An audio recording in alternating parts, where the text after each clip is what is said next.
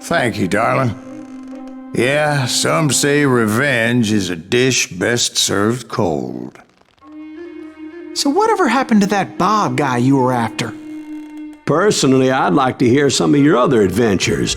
Like, I don't know, do you ever go toe-to-toe with a red man?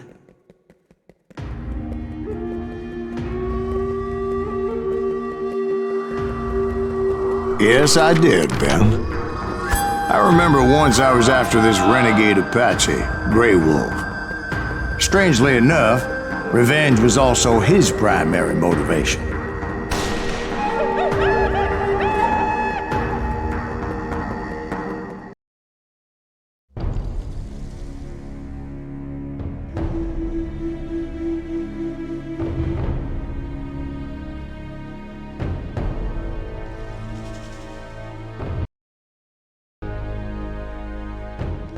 A bounty was put on Grey Wolf's head, and that's how I came to hunt him in the mountains. Mountains so high they tickled the nether regions of heaven.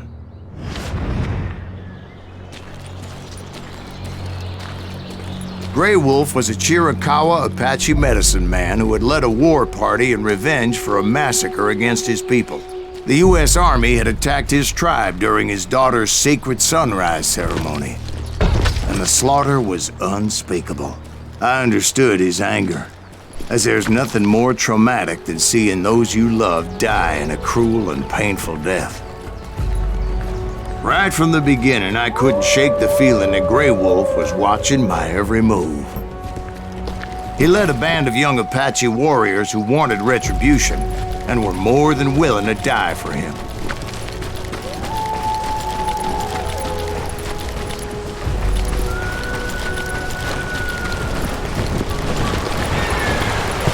They saw me before I saw them.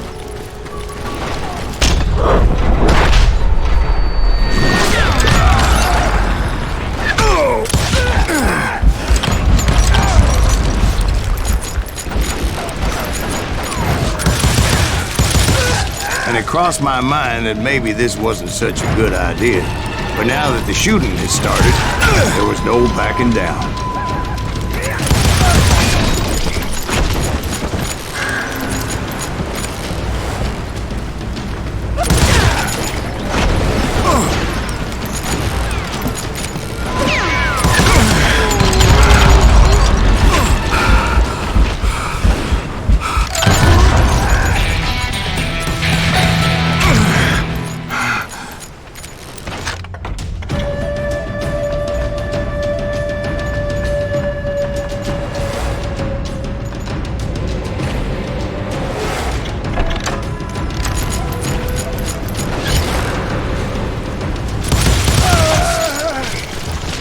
It was rugged country, the winter home of the Chiricahuas, and that's why they had retreated there.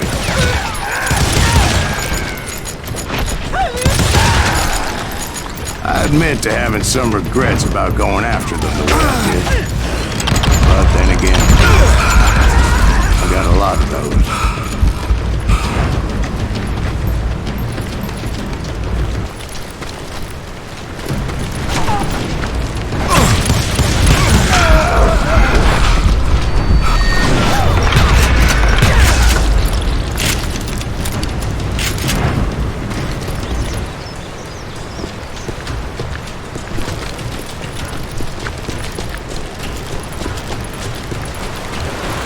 Did you find Grey Wolf? Not at that moment, but I did find the entrance to their hideout.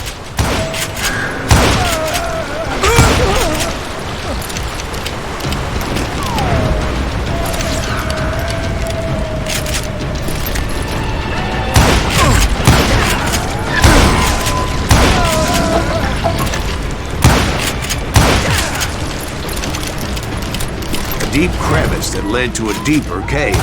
Don't tell me you went in there. Yeah, but it's not out of bravery so much as pure, angry cussedness.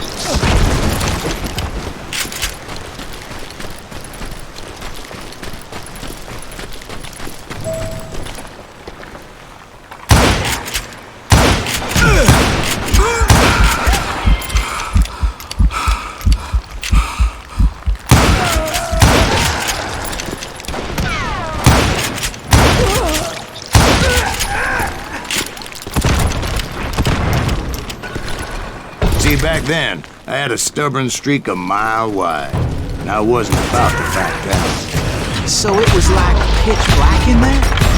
Actually, it was pretty well lit, as they had torches on the walls.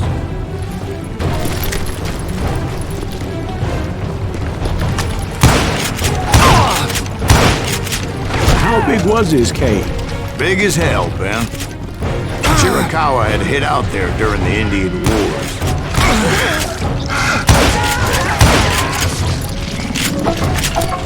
They thought it was haunted with the ghosts of those murdered by the horse soldiers. The cave was haunted with dead Indian ghosts?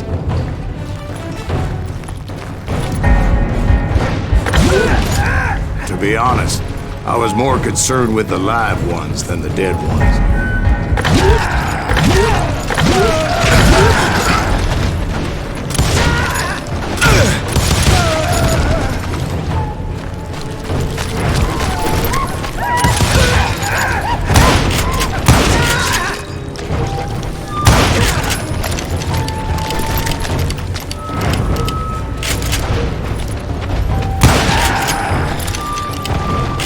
How come you know so much about ancients? A few years back, I was married to two Mescalero women. At the same time? Yeah, they were sisters. Polygyny is traditional among the Mescalero. So what happened? Oh, I had to get out of there. Those girls never shut up. Both of them nagging at me all the time. Drove me half crazy. Haven't seen them since. I came upon this flooded grotto, and that's when I saw him. He came and unafraid. His voice echoed in the shadows, and I sensed he meant me no harm. You carry great darkness in your heart, and if you do not release it, it will claim your soul. The sound of his voice put some kind of ancient Indian spell on me. As his story unfolded in my mind, You will come to this place again and kill many more men, and the darkness will grow until it consumes everything that you are. The soul would have no rainbow if the eye had no tears. he said I was a great warrior, a coyote man, unequaled by any other pale-faced warrior, or something like that. The snakes will bite shadows of your past until a venom fills your heart, and an echo of the song of the dead summons the spirits deep from within the mountains. I didn't quite get what he was saying, but there was definitely snakes. And indeed, his warriors surrounded me and attacked me like hungry wolverines. They couldn't stop me, though, and Grey Wolf wasn't in the mood for idle talk.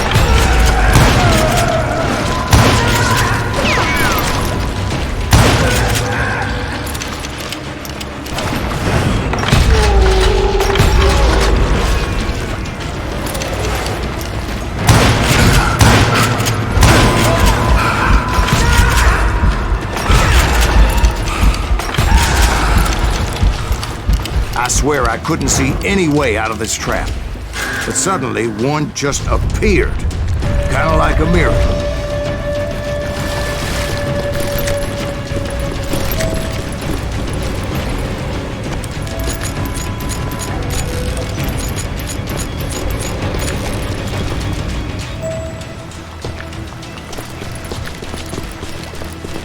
I felt like I would be lost in that damn cave forever. Finally, I found myself back outside, perched on the edge of a precipice, overlooking a thundering whitewater river. To get where I was going required several leaps of faith, but no way in hell I was turning back. I chased after him, determined to make him explain the meaning of all that mumbo-jumbo.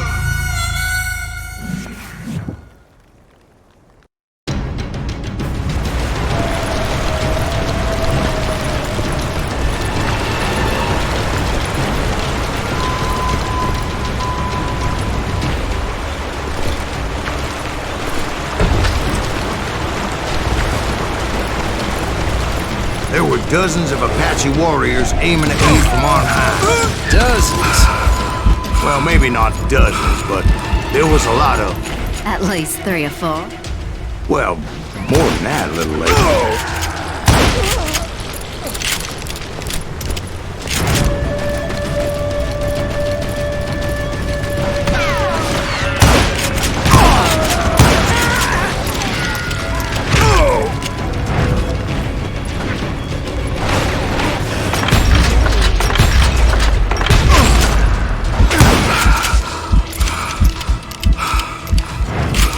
I had a steep climb up creek ahead of me and scrambled up those rocks like a mountain goat. I was determined to locate Grey Wolf and find out exactly what the hell he was trying to tell me. And wouldn't you know it, that crafty son of a bitch led me right into a trap. What kind of trap? Well, son, there had to be at least 100 Apaches surrounding me. 100? God be my witness. Oh, come on. Who are you kidding? Hey, I believe you. Come on, tell us how it ended. All right, but I'm not gonna drag this out. Where were we? You were surrounded by 100 Apache warriors. Well, I didn't take the time to count them exactly, but there were a lot of them.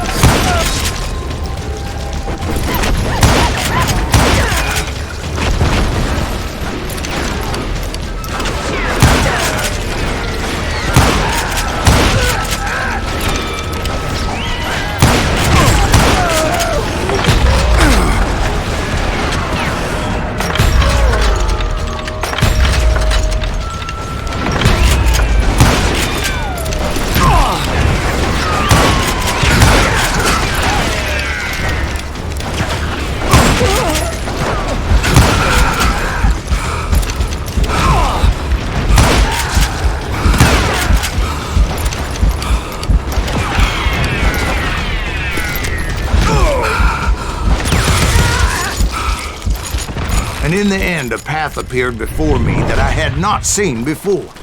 I followed it as I desperately needed to find out what Grey Wolf was trying to tell me. But it was like that son of a bitch disappeared into thin air.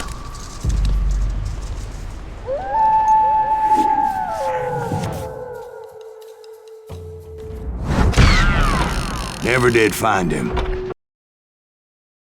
My goddamn bounty.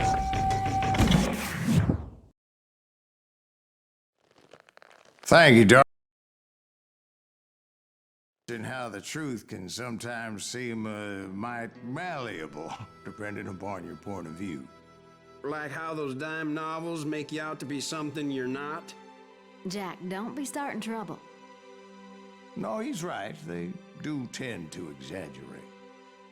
Did they exaggerate your part in taking down the Daltons? Well, I was there in the flesh, boy, so I saw what happened firsthand.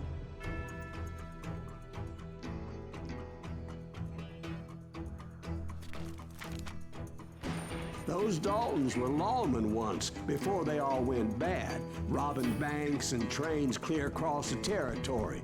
Until Coffeeville, of course. I was one of the citizens who took up arms that day. Fighting on the side of right? I did my best, sir. We all did.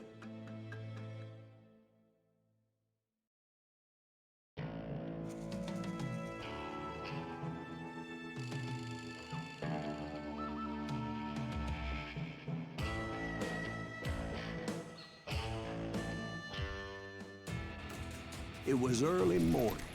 One of my friends was a local gunsmith, and he handed out firearms to anybody who'd take one. You see, the Daltons got it in their heads to rob two banks at the same time. Two banks on the same damn street. The story was Bob Dalton's girl was always riding him about how he had no ambition. Or you're nobody next to Jesse James, she'd say.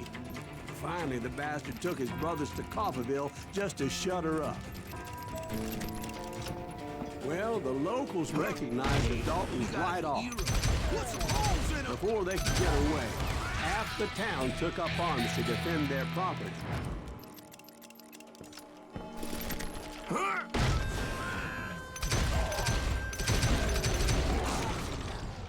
The brothers paid dearly for their stupidity. But everybody knows they had it coming. There's more to it than that. I read all about that day, so I know for a fact that it went down very differently. First of all, it was high noon. A posse of U.S. deputy marshals were on the rooftop across the street. Get ready, boys. They're gonna make a move. The lawmen had been tracking the Daltons for months. Now they finally had them dead to rights. Among them was a bounty hunter feared by many a lawbreaker. The marshals tried to get the Daltons to surrender. They'll give up eventually. We just gotta wait for some of the bitches out. This bounty hunter knew that the brothers were far too proud to ever lay down their guns. He went in there alone to confront those criminals.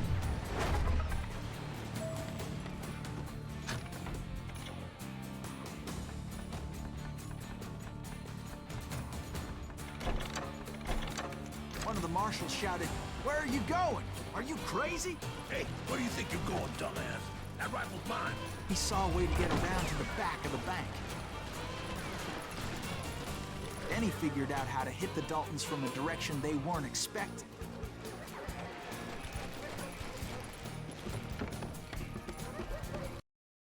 Above. Fortunately, a water tower was right there. A moment later, he was climbing up a steep ladder, laughing at danger as he did. It was brave men like him who risked their lives to tame this wild country.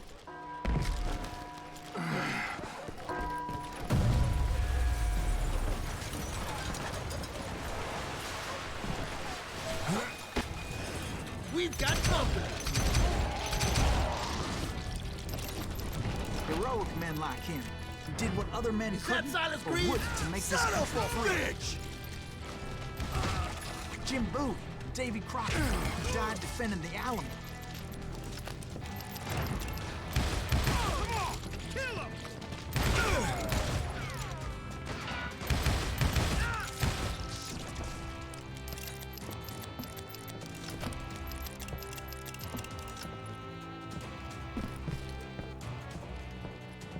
Over there! That's Silas Greaves. What the hell? Blam! He came away victorious, taking down those thieving Daltons.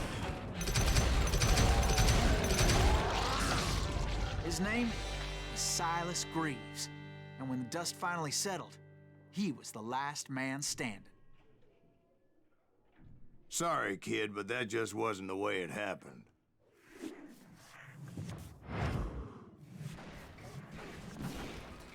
It was early evening, not high noon. The Daltons blew up a safe, and were all set to hightail it out of there. Those pathetic deputies surrounding the bank were dropping like flies.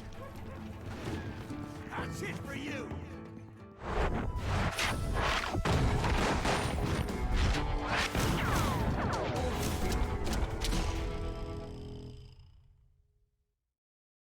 I'd been tracking those jokers for months, waiting for them to do something reckless. And finally, they did. Those stupid bastards decided to rob 2 banks at the same time in the same town where everybody knew them. But they still had friends in coffee.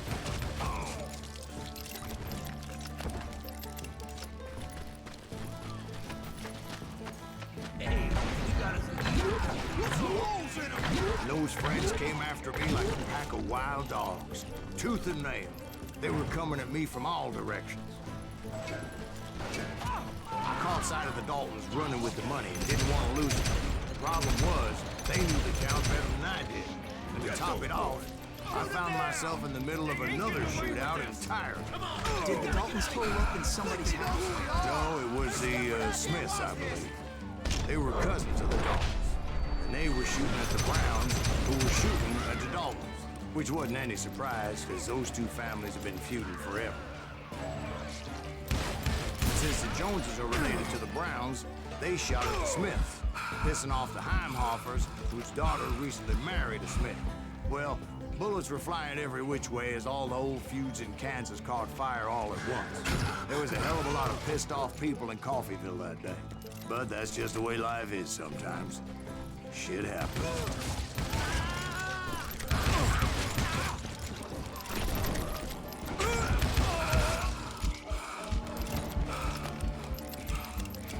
The Dalton boys knew I would never give up. Those Daltons weren't the sharpest knives in the drawer, but they always stood together. They set a trap to slow me down and allow at least 2 of them to escape. The third brother stayed behind to plant me, just in case that trap of theirs didn't work.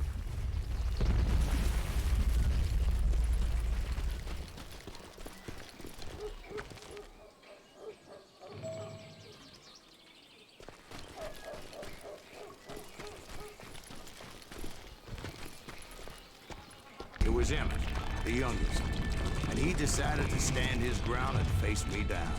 I ain't afraid of you, Silas Reed. This is where it ends for you. He was determined to protect his brothers. I understood how he felt. Taking me on all by his lonesome wasn't exactly a recipe for a long life.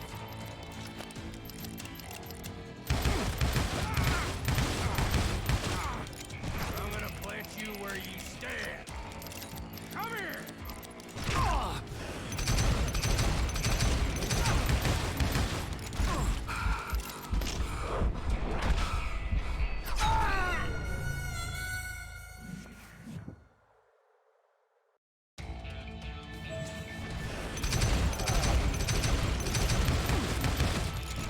You ain't getting by me.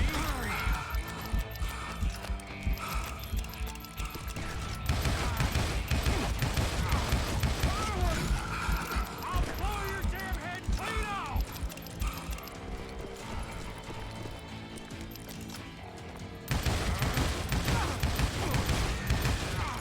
Gonna beat you like a red-headed stepchild.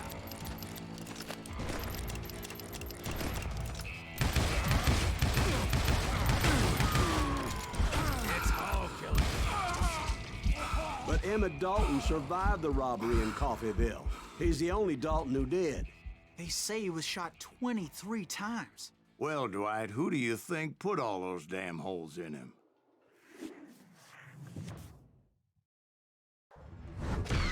But I have to admit, that boy had grit.